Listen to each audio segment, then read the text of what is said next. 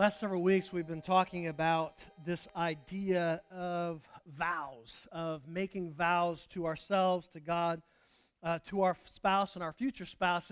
And the context, the reason we've been talking about it is not just that marriage is something that's essential and necessary and a part of our lives, but as we look at our world today and we see, and their statistics are widely, populated out there, that roughly about 50% of marriages don't make it.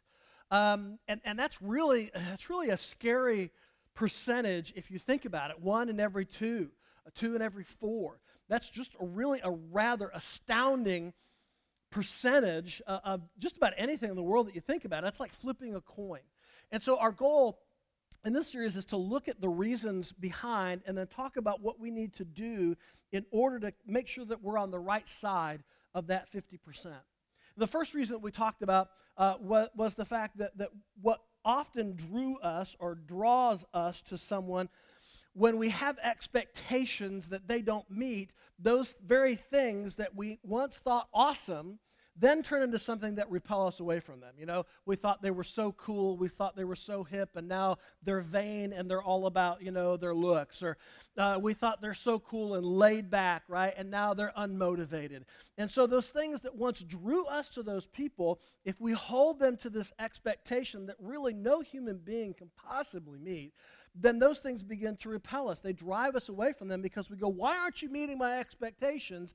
And anything that doesn't match what we think it should be, that begins to be part of the problem, which brings us to our vow number 1, which is I vow to make God my number 1 and my spouse or my future spouse number 2.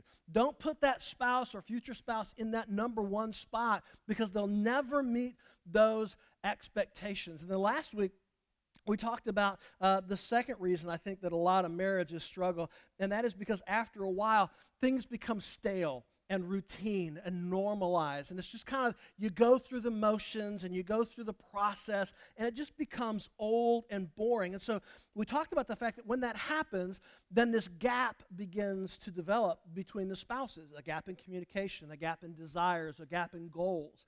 And so vow number 2 was, I vow to close that gap by pursuing my spouse. That you do that which you used to do so that you can experience that which you used to experience. And make that gap smaller between the two of you so you can experience that. Today, we're going to look at another reason, and that is how people view marriage. How we view marriage determines an awful lot how we live in marriage. A lot of people view marriage as the natural progression. And so you start dating somebody and you really like them, and so you start being exclusive, right? And so then you're exclusive for a while. You're like, oh, this is so great. You're like, you know what? Maybe we should make this really serious. And so now you're really seriously dating. I don't know that there's a level for that on Facebook, but dating or seriously dating. And so you're really seriously dating, and then finally one of you goes, you know what? We might as well get married. What a romantic idea, right? And so that becomes, and the problem is that then that natural progression often turns into the final progression of a relationship, which is divorce. And so if you just kind of view it as this natural progression, then eventually you get tired of each other and you move on. Another way that people view it is that marriage is an institution created by human beings, that we created this idea. There's a lot of anthropologists and that type of thing out there. Oh, marriage is a man-made concept. It's not natural to us as human beings. It's the conservative, authorities and government that's putting it on you. Really, you should just be able to do whatever you want. So it's seen almost as this social contract that we step into, and that's more institutionalized than it is anything else. And then, really, the bottom line is that a lot of us look at marriage as this binding agreement between two people, right? And it kind of goes like this. If you do this for me, then I will do this for you, and we will both be happy and content because we each have what we want. The problem is when one of you stops doing for the other, and then you begin to go, well, I'm not getting what I want, therefore I'm not going to give you what you want, and so the contract is broken. And really that kind of is how marriage tends to really be viewed in a lot of circles. And so what I want to do this morning is I want to go back to the very first marriage, because marriage is not a human idea. Marriage is a God idea. God created marriage, and he created marriage in the Garden of Eden. He created Adam, and he gave all the animals for Adam to name, and at the end of it, Adam goes, there is no one like me here. And God's like, yeah, I'm glad you finally figured that out. So I'm going to give you somebody that actually will help complete you, which I think is really interesting, right? Because God created Adam, but he created Adam with the need and the desire to be connected with someone else. It was God's creation. That's the way God intended it. And so we read here, Jesus Christ is talking. It's really an interesting conversation that's happening, because the religious leaders of the day come up to Jesus and they go, hey, can a man divorce his wife for any reason whatsoever? You know, we think a guy should be able, no, she burned the stew one too many times. So we think it's time to let her go. Cut our losses and cut her loose. And literally that is the mindset of that day. It was so bad in that culture at that point in time, if a man looked at his wife and said, I divorce you 3 times in a row, I divorce you, I divorce you, I divorce you, he literally could kick her out of his house, and that was it. He didn't have to file any papers. It was just, I divorce you, I divorce you, I divorce you. Now, can you imagine how many men are going, I divorce you, I divorce you? Right, that's right. Better think about that, because that's the way that it was. And listen to Jesus' response. Some Pharisees came to him to test him. They asked, is it lawful for a man to divorce his wife for any and every reason?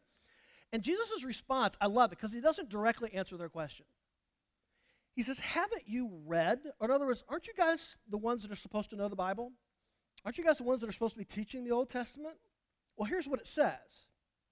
That at the beginning, the Creator made them male and female and said, for this reason, a man will leave his father and his mother and be united. We talked about that word last week, that pursuit, that ongoing close pursuit, united with his wife, and the two will become what? One flesh. He says, listen, you guys are looking at marriage all wrong. You guys are looking at marriage as if it's this contract that can easily be broken by a verbal agreement. He says, this is not what marriage is. Marriage is 2 people, a man and a woman, and God putting them together, and they cease to be one person. They cease to be individuals. They become one person together, united before God. They become one flesh. God sees you as a married couple as one, not 2. So they are no longer 2, but one flesh. Therefore, what God has joined together, let no one separate. Now that's pretty clear, isn't it? We can look at that and be like, well, I think there might be some squishy. No, there's no squishy there. In fact, in the Old Testament, God comes straight out and says, I am the Lord your God, and I hate divorce. I hate it. Now, some of you divorced, some of you on your second, your third marriage. And my hope is that as we go through this process of the vow, that this is going to be an awesome marriage for you. And we understand that. And we understand these things. I'm not like, you are a sinner and you're going straight to hell because you're divorced. No, listen. I doubt many people are like, I love the fact that I'm divorced. Rarely do I see people like, I'm so happy that I got divorced. Now, some of you, okay, let's be honest, maybe at that point in time you were, but the hurt is still there, isn't it? The pain is still there, the difficulty is still there, and that's why God says he hates it, because it hurts his children so deeply. And so God says, listen, this idea of marriage is not something that is to be entered into lightly. It is not something that's just a passing idea. It's not the progression of a relationship. It's not just a human institution. It is not just a contract. It is something far deeper than that. And that brings us to our big idea today, and that is this: marriage is a covenant, not a contract. Marriage is a covenant, not a contract. So this idea here, as God is talking about all of this, he says the thought process is that in marriage, a husband is to complement and complete his wife. And a wife is to complement and complete her husband. And the two of them enter in not looking for what they can get out of it, but what they are going to put into it. You see, that's the difference between a contract and a covenant. How many of you are currently in a contract? No, seriously, not like a marriage contract, like, yeah, I'm going to admit that. No. How many of you have a contract going on right now in your life? Okay, seriously? Do you have a cell phone? Right? So you have a contract if you have a cell phone, more than likely. Like, no, I have one of those pay-as-you-go thing that, like, only when I'm in Walmart will it work. But hey, I got it. So think about that. That's a contract. So what is a contract? A contract is this. A contract is based upon mutual distrust. That's what a contract is. Why do you need a contract? Because you want to hold the other person responsible when they what? When they don't do it. That's what a contract is. A contract is not based upon, well, I think you're such a great person, so therefore, since you're such a great person, let's the two of us, we're both great people, right? Let's just enter into a contract together, and because we trust each other, there won't be any negative consequences, because that's what a contract is all about, isn't it? If one person breaks the contract, the other person gets XYZ. That's why when we look at marriage and we think contract, the ultimate end is 50% of marriages end in divorce. Because when you don't get what you want out of marriage, it can't be you that's responsible, is it? It's them. And so the only way to fix that is to get rid of them. And you don't want to go to jail for murder, so you do it the legal way. And that's the thought process.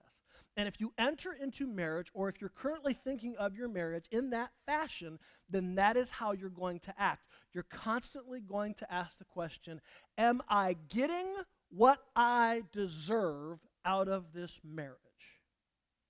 The problem is that's not in any way, shape, or form the way that God laid it out. God laid it out as a covenant. And a covenant is not about what you get. It's about what you commit to give. A covenant is based on mutual commitment. That's why when you think about it, listen to the vows, right? I will honor, love, respect, cherish. This is you making a commitment to your spouse. Wouldn't marriage be so weird if the vows were like this? I expect you to love me even when I am unlovable and cranky. I expect you to take care of me and buy me anything that I want. I expect you, but that is how we see marriage. Even the vows itself show us and point to the fact that marriage is way more than a contract. It is a covenant. It is you, the individual, committing to do certain things for the other in spite of what may show up later. A covenant is not based upon what you get out of it, but a covenant is you committing to put into it. Now see, that in and of itself, if we would just pause and think about that, it would change even the conversation that we have about marriage. Because when you think about it, if you get frustrated about your marriage, rarely are you saying, it's because I'm not. It's always because they're not. But if you start with, am I doing what I'm supposed to be doing? It changes even how you see it. Because marriage is not a contract. It's a covenant. So what I want to share with you today are 3 mutual commitments. And this morning, I want you, if you're married, this is going to be really hard, I promise you. If you're married and especially if you've been kind of thinking about marriage as a contract, every time I give you one of these commitments, you're going to think to yourself, either they're doing it or they're not doing it. And you got to stop that, okay? Don't do that. Instead, look at it and ask yourself, am I doing what I am supposed to be doing in this marriage? Start there. Don't worry about them right now. Don't think about them right now. In fact, if your arms are around them and you're like, the only way I can not think about them is take my arm down. Don't do that. But maybe in your mind, think that. Because you've got to focus on you.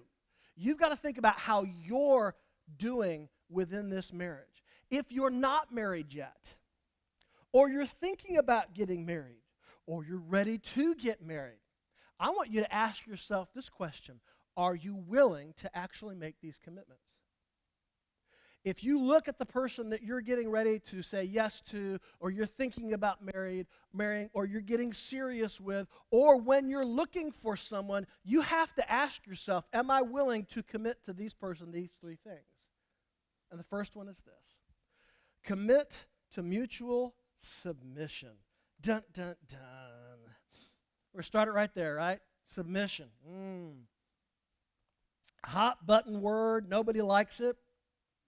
Submission is one of those words that the minute that you say it, somebody cringes and they tense up and they just, every part of their body just tenses because this word submission. But I want you to see it is a commitment to what kind of submission? Mutual. Mutual submission. This isn't a one-way street. And in fact, submission is not something, in spite of UFC and all that stuff where they put them in a submission hold and all that, different kind of submission. The submission that the Bible talks about is not something that can be forced upon someone else. It's not that somebody else can force somebody else to submit.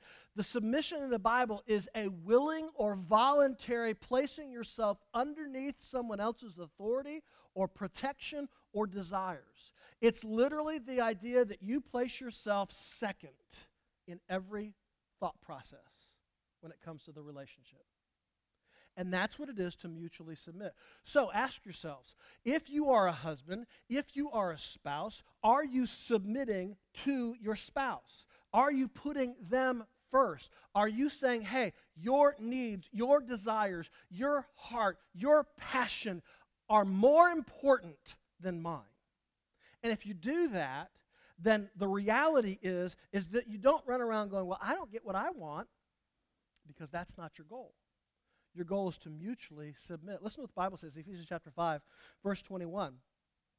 In fact, this is the precursor to Paul's big conversation about marriage. And it begins with this: everyone submit to one another out of reverence for Christ. You go, well, I don't want to submit to him. Well, here's the thing. I don't want to submit to her. Well, here's the thing. If you're married, okay, you made that decision. You go, well, it was a bad decision. It's too late now. You married them. You go, well, I don't want to submit because X, Y, Z. And you point at them and you say, because of this. Notice, it doesn't say submit to one another because they're awesome. Does it? It says submit to one another out of reverence or awe or respect to Christ. You see, we mutually submit to our spouse not because they deserve it, but because Christ has already displayed it to us and shown that we, if we are to follow Christ, are to have an attitude of submission, and we'll see that in a little bit. But this is something that Christ has called us to in our relationship with our spouse. The reason this is so hard is that because it goes against our nature. We want to be first. We want everything that we want.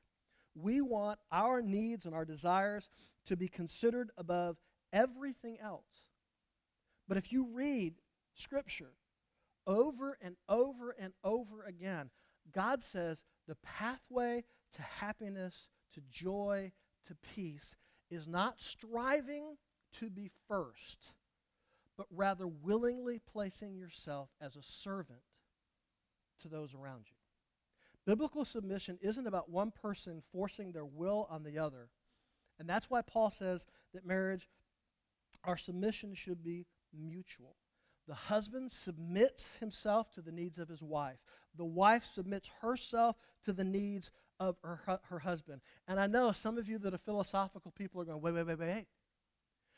If the husband is submitting to the wife's needs and the wife is submitting to the husband's needs, well, who's in charge? Christ. That's who's in charge. And that's whose attitude we're supposed to have. Listen to this, Philippians chapter 2, verses 5 through 7, then we're going to jump down to verse 9. In your relationships with one another, have the same mindset as Christ Jesus, who being the very nature God, did not consider equality with God something to be used to his own advantage. Rather, he made himself nothing by taking the nature of a servant and being made in human likeness. Verse 9, and therefore God exalted him to the highest place and gave him the name that is above every other name. Jesus shows us that in relationships, we don't have to claw and cling to our rights. That's not something that we have to do in order to gain recognition or force the other person to do that which we want them to do for us. But rather, our attitude and the question that we should ask is, how can I help them? And then we leave the rest up to God, because when we do that, then God is the one that elevates us and makes sure that our needs are taken care of as well. So we honor the covenant of marriage by first committing to mutual submission. The second mutual commitment that we should make is a commitment to mutual devotion. Mutual devotion. Now you think about that word, devotion, right? It's another level in a relationship. If you say, I love my wife, or I love my husband, people go, oh, that's nice. When you say, I am devoted to my wife, I am devoted to my husband, that has a deeper sense, doesn't it? Has a richer, more full idea behind it. Because literally you are saying, I am fiercely loyal to this person that I love. And there is no other person that I love more than them. God alone supersedes them in my life. And I am devoted to that person.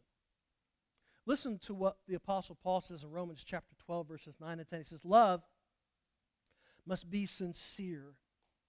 Hate what is evil, cling to what is good, be devoted to one another in love, honor one another above yourselves. Think about that. How sincere, authentic, without cracks or fissures is your love for your spouse? Do you honor them? Are you devoted to them? Or at the first opportunity, do you throw them under the bus? Well, that's just the way that they are. And everybody laughs. Do you, at the first moment and opportunity, when you're gathered around your friends, talk negatively about your spouse?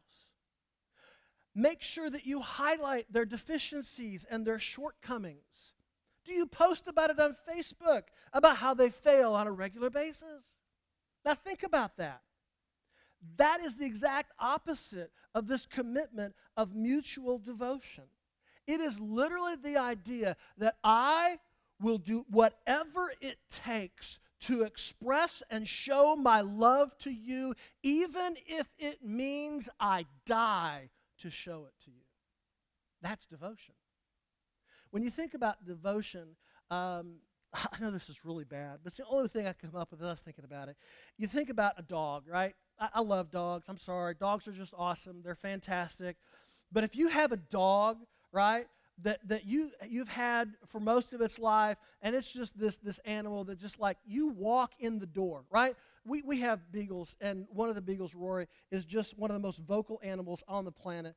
And literally, when we walk in the door, this dog just like screams and howls and just is like it can't contain itself because it is so excited to see you. You walked outside for 3 minutes, and it's like, oh, you're back! That to me is the idea that he's trying to convey here. Is that how you think about your spouse? Are you that devoted, that fiercely loyal? 1 Peter chapter 4, verse 8. It says, most importantly of all, continue to show deep love for each other. For love covers a multitude of sins.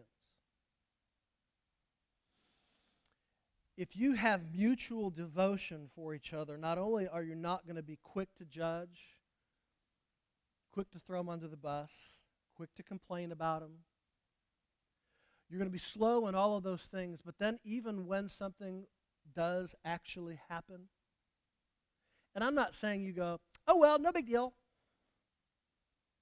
But because you are devoted to them, how you handle that is radically different. Because you see them differently than everybody else sees them. And you love them with a love that cannot be quenched. So we have marriage as a covenant, not a contract. And a covenant is about mutually submitting to one another, mutually being devoted to one another, and committing to our mutual differences. Now, I'm going to say something very radical. I just want you to listen very carefully. If you want to get your phones out and record this, you can go right ahead because I'm just going to say it. Okay, you ready? Men and women are different. I know that that's a radical thought process. And it's not just on the outside that they're different. On the inside that they're different. If you don't think that men and women are different, you have not spent enough time with the opposite sex. Because in every way, women think differently than men. Men think differently than women. I have never once in my life, when people were coming over to our house, thought to myself, I must clean. Never once. Never. Because men and women think differently. And here's another secret. That's on purpose. Can you imagine if you and your spouse thought the same way about everything? There's already one too many of you in the world. Can we agree with that? Your spouse is like, oh yeah, I can agree with that. That's right. We're different. And that is a good thing. Because as we get together, there's this thing called harmony, where two different notes are played simultaneously, and they complement and they complete each other. And so the idea of this commitment is to embrace and not just say it's okay, but that it's necessary that we have differences. Listen to this. Ephesians chapter 5, verses 31 through 33, the scriptures say, a man leaves his father and mother and is joined to his wife, and the two are united in one. And this is a great mystery. How does this work? I don't know. In fact, when I do marriage counseling, one of the things I say is marriage is one of the most difficult things that you'll ever experience. But if you do it right, it's the greatest thing you'll ever experience. Because two people from two different backgrounds that are two different sexes, that have two different upbringings, that have two different ideas, that have somehow joined together, and under God, if they're willing to submit to one another, if they're willing to commit to devoting to one another, if they're willing to be okay with their differences, that God can put them together to create one complete individual that God can use to do amazing things. How does that work? I don't know. But it does. Then he goes on, he goes, but it's an illustration of the way that Christ and the church are one. So I say again, each man must love his wife as he loves himself, and the wife must respect her husband. Every time I read this, and it's also repeated in 1 Peter as well, where the instruction is, okay, listen, men, love your wives. Do you know that it never says, wives, love your husbands? You ever stopped and thought about that? Because as men, I'm just going to let you in on this. We go do whatever we're going to do. And we come back and our wife says, did you think about me? I'm sure I did. But that was 5 minutes ago. Listen, I was working in the garage.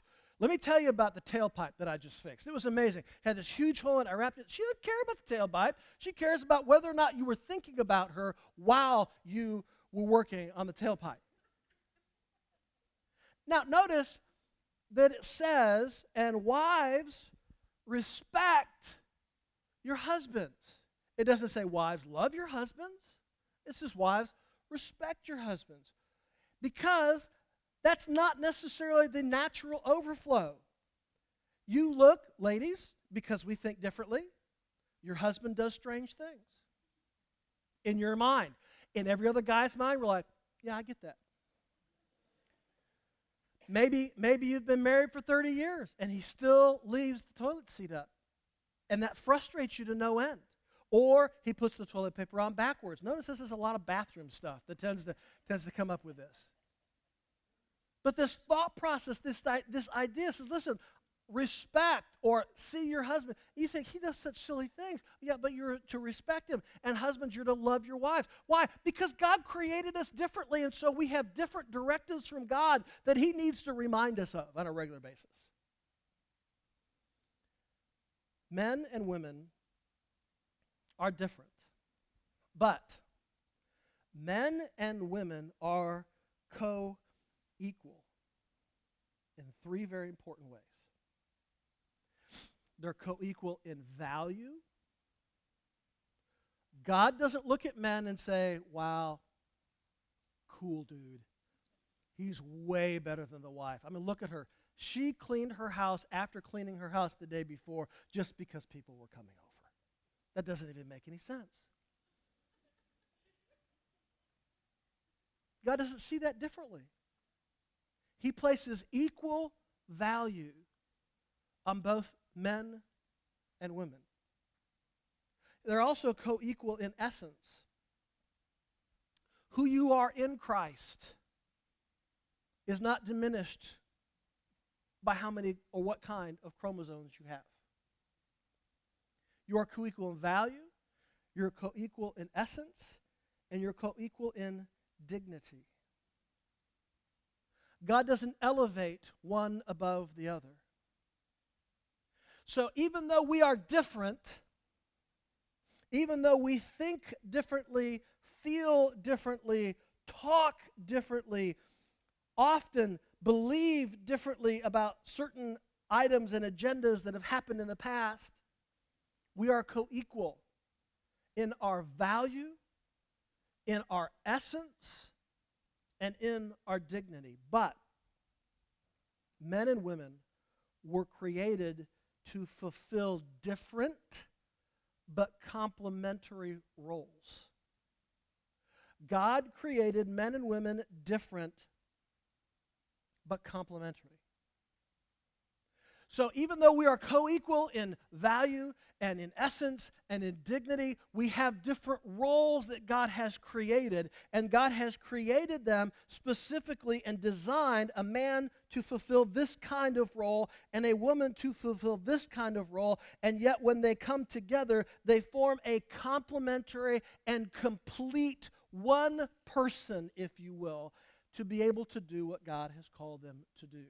And if we fight those things, if we usurp or undermine or we want to conflict with one another, what that does is that creates disharmony within the marriage construct. And it creates arguments and fighting and quarreling. And it often starts with, well, my right, because we view marriage as a contract instead of a covenant. So here's vow number 3. Vow number 3 is what I'm going to call the partnership vow.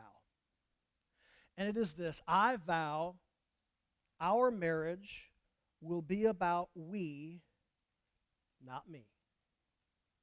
I vow our marriage will be about we, not me. Now, I'm sharing this with you because not only is it important for those of you who've already made the commitment to marriage to recognize this and to start realizing that some of the problems that you might be experiencing in your marriage are because you're focusing on me instead of we. But if you're thinking about getting married, or like, one day I'd like to be married, you better look at that person and ask yourself, do you want to be we with them? You go, well, I love them. You may not at some point in time. And are you willing to be we with them? Because that's what marriage is about. It's not a contract where when things don't go the way that you want, you look for loopholes. You look for ways to get out. You look for things to point at and say, you're not holding up your end, therefore I'm not going to hold up my end. It is a covenant. And in a covenant, you mutually commit to one another. You commit to submission. You commit to devotion. And you commit to embracing your differences. When you do that, placing God first, that thing, which I said at the beginning is one of the most difficult things in the whole wide world, becomes one of the most amazing things in the whole wide world. And it's not easy. Listen, I'm not up here going, it is so easy, we've got it all figured out, and here's what you need. No. In fact, I'm going to tell you a little secret. This is the first time, I shouldn't say this until after it's all over with, but this is the first time in almost 30 years of preaching on marriage and that type of thing, that Tracy and I didn't have some like argument or fight before everything started. I don't know why. Satan's always like, oh, you want to talk about marriage? Okay. There you go. Let's see how they're going to handle that. Right? So it's not that we got it all figured out. This isn't coming from me. If it were coming from me, y'all would be in so much trouble. This is from God.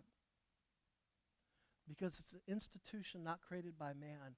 It is destined and created by God so that a husband and a wife can become one and pursue their one passion before God. And when you do it that way, God makes it work. Father, we thank you so much.